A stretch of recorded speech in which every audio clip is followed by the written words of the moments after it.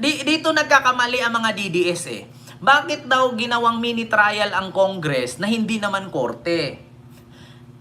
Isa lang naman yan eh. Saan nyo ba gustong i-hearing yung impeachment? Sa Korte Suprema?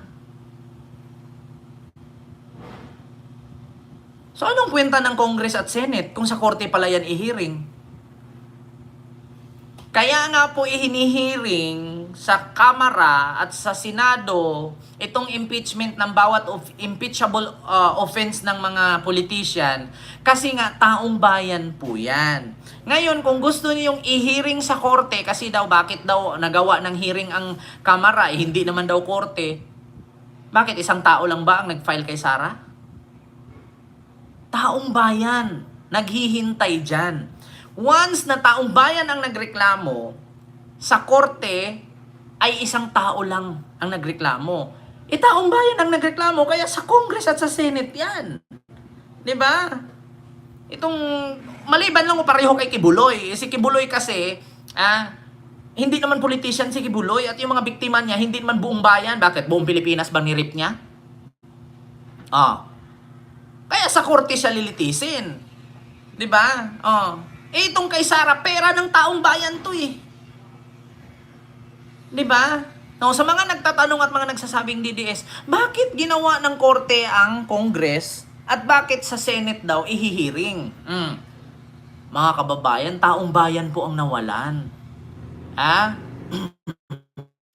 Sabi ni Elson Hizona, taong bayan ba talaga, Neng? Taong bayan, bakit? Meron tayong kasabihan.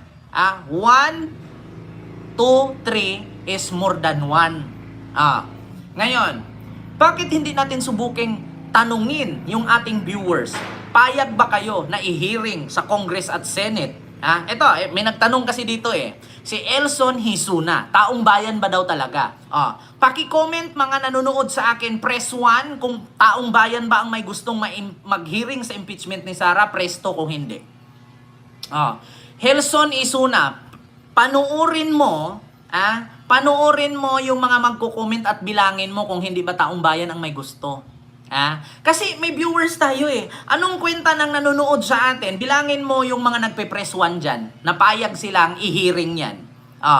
Ngayon sasabihin mo, pag more than 1, more than 2, more than 10, more than 100, ibig sabihin, taong bayan na yan.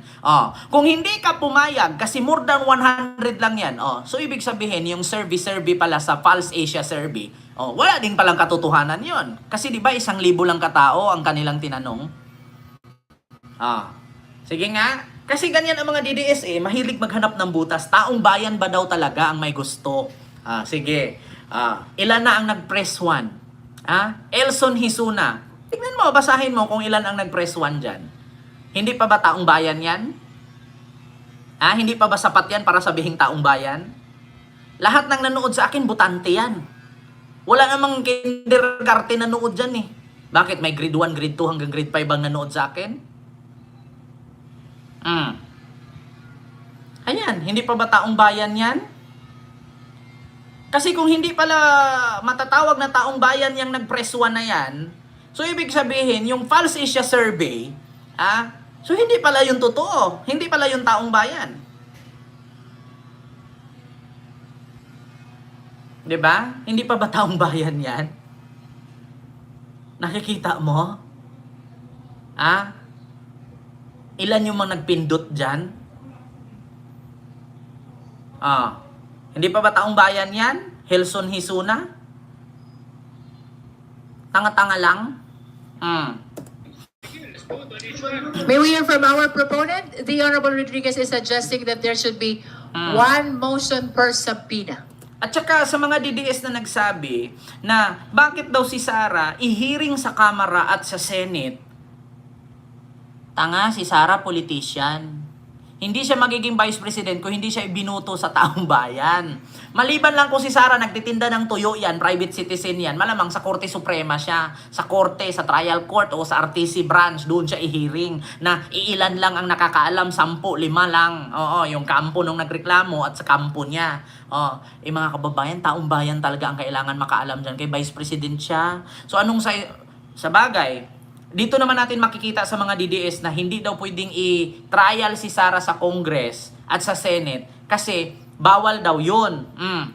Isa bagay, kung sa tingin nyo kay Sara na wala siyang kwenta, so hindi siya pwede sa Senate at sa Congress. Kasi kung ang tingin ninyo mali ang proseso ng Kamara at ng Senado dito sa impeachment na to, or kahit sabihin natin Kamara lang, so ibig sabihin hindi pala Vice President si Sara.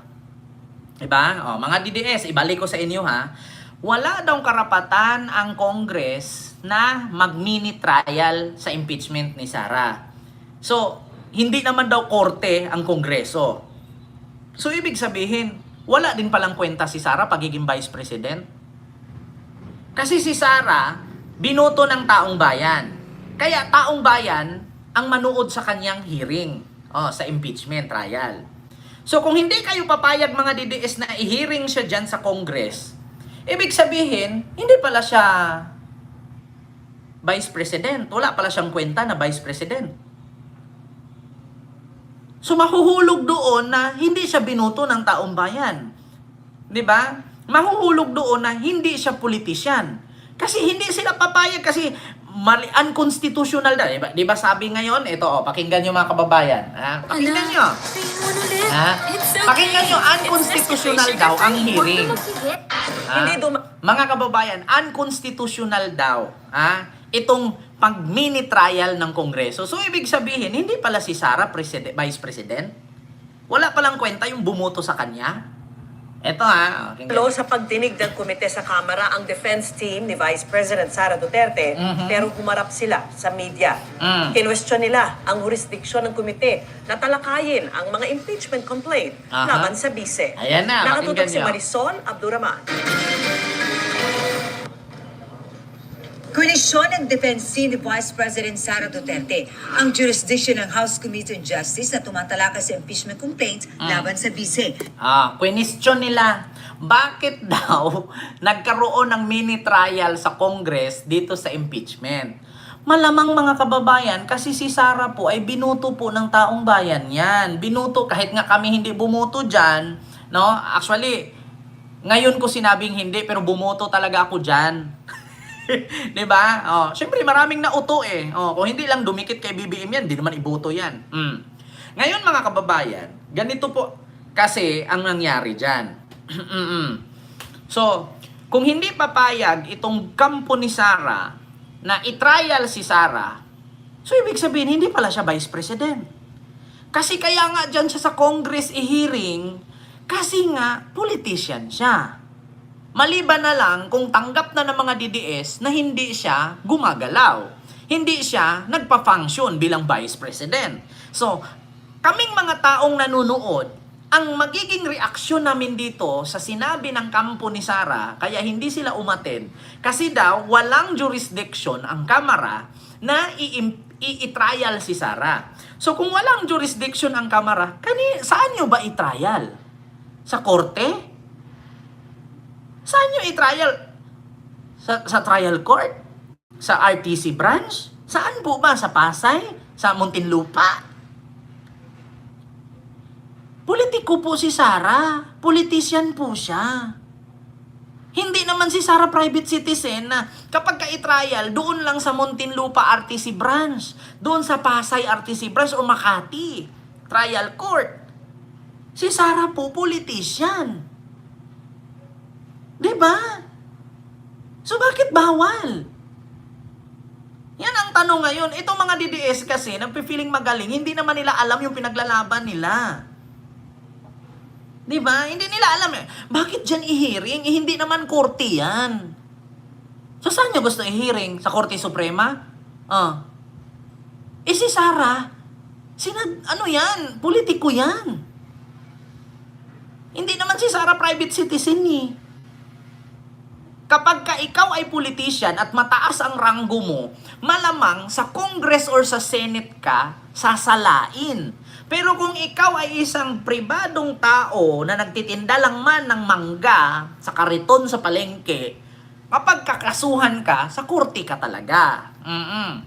Si Sara po kasi, mga kababayan, Vice President po yan. Tinanggap na nga namin kahit walang kwenta Tinanggap na nga namin kahit walang kwenta si Sara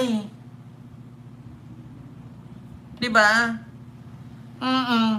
Tinanggap na nga namin kahit walang kwenta eh. Tapos kayo ngayon, pinapahalata nyo lang na wala siyang kwenta, mga DDS. Tinawag kasi itong mini trial ng mga miyembro ng komite na ayon sa defense team ay dapat sa Senado lang ginagawa. We are O, di ba? Kita ninyo? Ayaw daw nilang ipahiring kasi dapat sa Senado lang ginagawa. So, saan yung gusto? So, ibig sabihin, pinapahalata nyo lang na si Sarah hindi siya public servant? Di ba? At saka mga kababayan, pera ng taong bayan ang winaldas niya. Kung pwede nga lang hindi kami magbayad ng tax at hindi kami makasuhan eh. Kung pwede nga lang hindi tayo magbayad ng tax. Unfair, di ba? Yung mga nagnanakaw ng tax, malayang nakapagnakaw, malayang hindi sumipot sa hearing. Samantalang tayo, pag hindi tayo nagbayad ng tax, di ba kakasuhan ka agad? Di ba napaka-unfair? questioning the jurisdiction of the committee to conduct this form of trial. Whether, it is something that they may have or some. Actually, mga kababayan, kaya po gusto nilang i-hearing sa Senado kasi sa Senado marami siyang manok doon. 'Di ba? Kasi sa Senado marami siyang mauuto doon.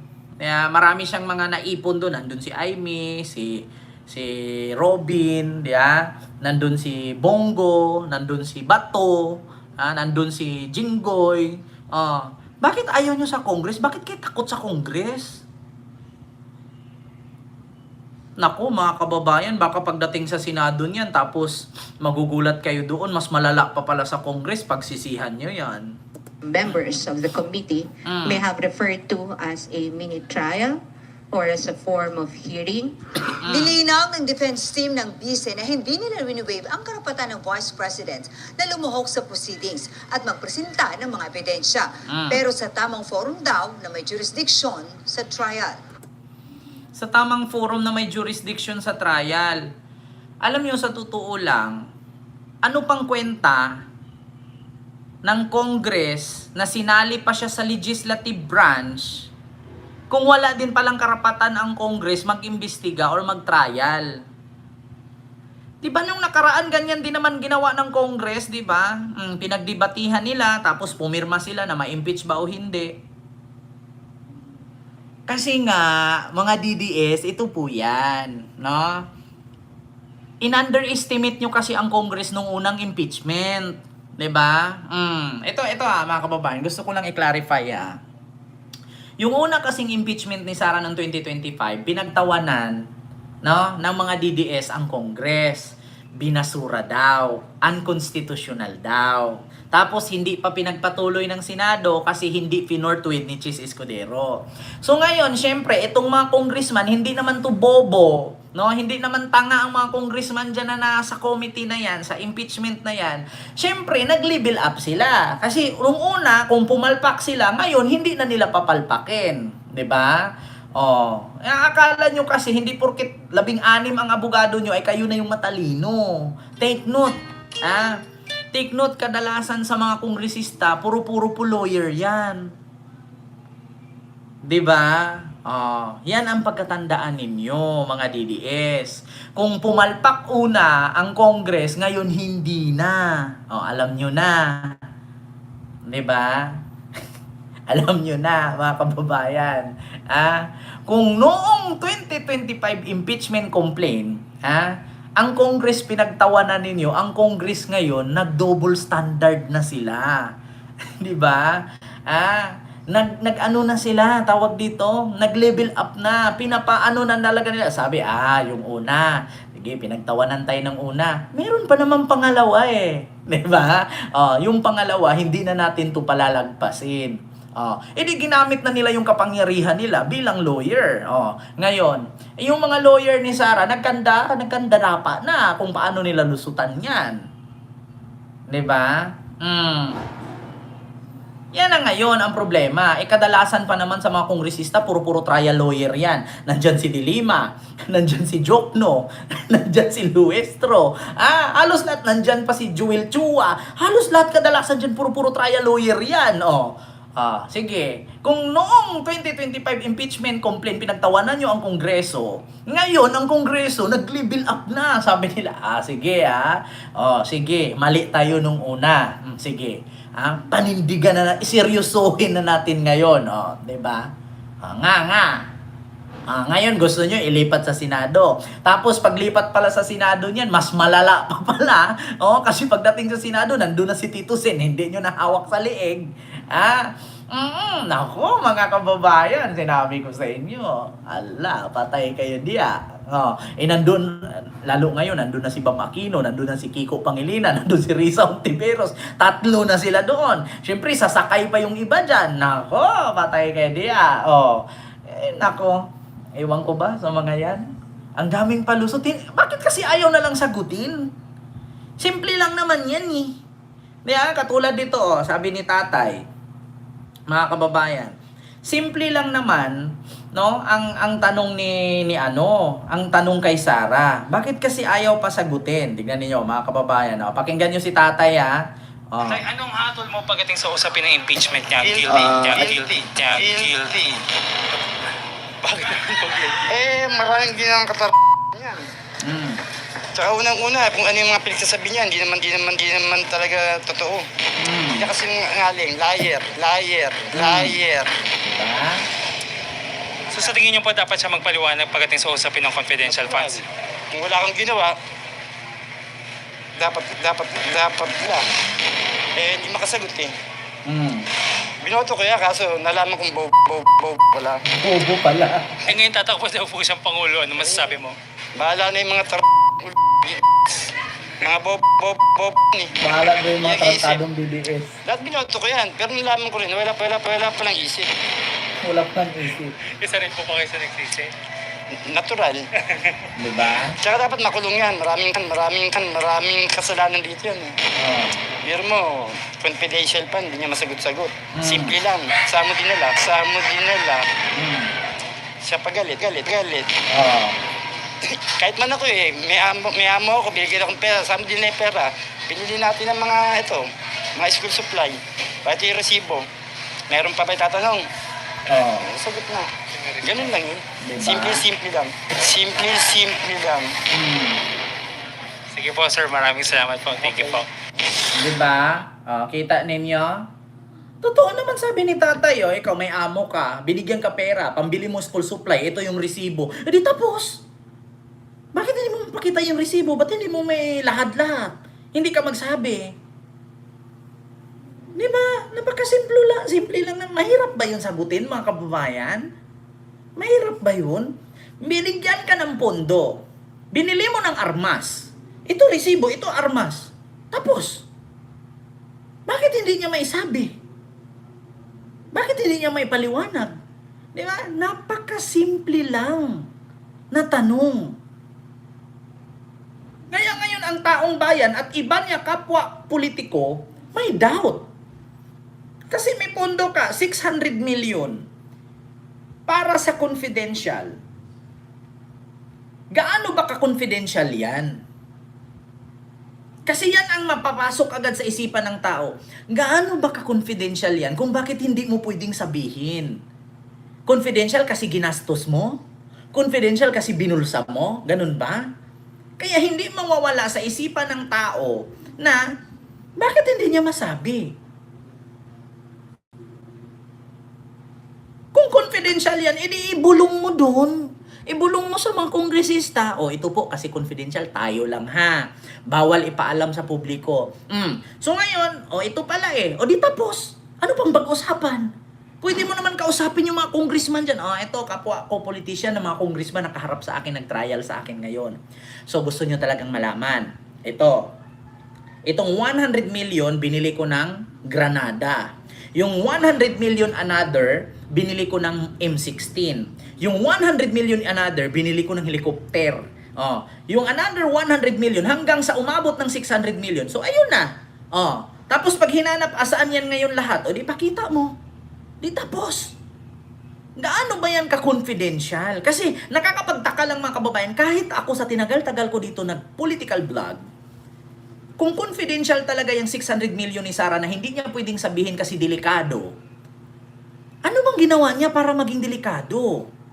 Kasi kung sabihin natin, bumili siya ng private investigator, gumasto siya sa mga private investigator para malaman natin yung korupsyon, edi sana may report na siya patungkol sa korupsyon. Kung gumasto siya sa mga private investigator para malaman niya ang mga espiya or mga hacker sa Pilipinas, edi sana ini-report niya, ito po yung 1,000 hacker na nahuli namin. Ito po yung mga corrupt na politician, ito po yung listahan. Edi sana may report, may naipakulong na siya. Bakit wala? Di ba confidential fund? Pag sinabi natin confidential, ginagamit mo yan sa confidential na bagay. Halimbawa, yung 600 million na yan, na ibinigay sa akin na confidential fund, ginagamit ko yan pambili ng mga computer na ginagamit para sa masugpo ang mga scammer, masugpo ang mga budol, masugpo ang mga hacker. Di sana may mga hacker nang nakulong scammer at budol, bakit walang nakulong na hacker, walang nakulong na scammer? Bakit wala siyang report? Asan yung report? 'Di ba? Bakit hindi nyo masabi-sabi? Yan ang tanong kasi ngayon, confidential nga. Pero bakit wala man lang, anong resulta dyan sa confidential na yan? 600 million, biruin mo, pera ng taong bayan yan. Tapos sabihin mo confidential, kaya hindi pwedeng sabihin, saang confidential? Anong confidential yan?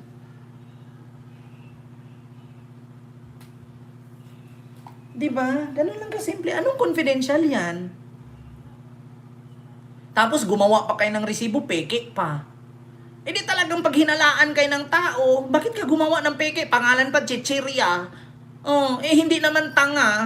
Di ba? Hindi naman tanga ang mga tao na maggalagay ka ng pangalan, Mary Grace Piatos. Nakakatuwang apelido. Okay lang sana kung Mary Grace Alonso, Mary Grace, Rojas, Mary Grace Reyes. Hindi halata, hindi mapagtawanan ng tao. Ibigay Nagaraya, Uwishi, Piatos, Dudong Bungal, Dudong Barok.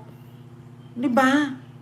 Meron pang apelyido, Mickey Mango, Realme, may Nova.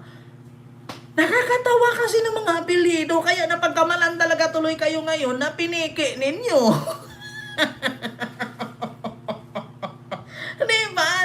Siyempre, kung ikaw ba naman, kahit nga grade 1 sabihin mo niwala ka ba nang tumanggap sa confidential fund si Mary Grace Piatos, sasabihin ng grade 1, hala, Piatos sa 7-Eleven lang yan nabibili diba?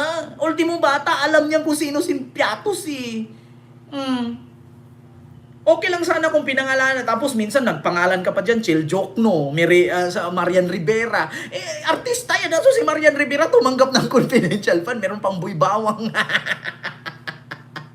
May timpura pa.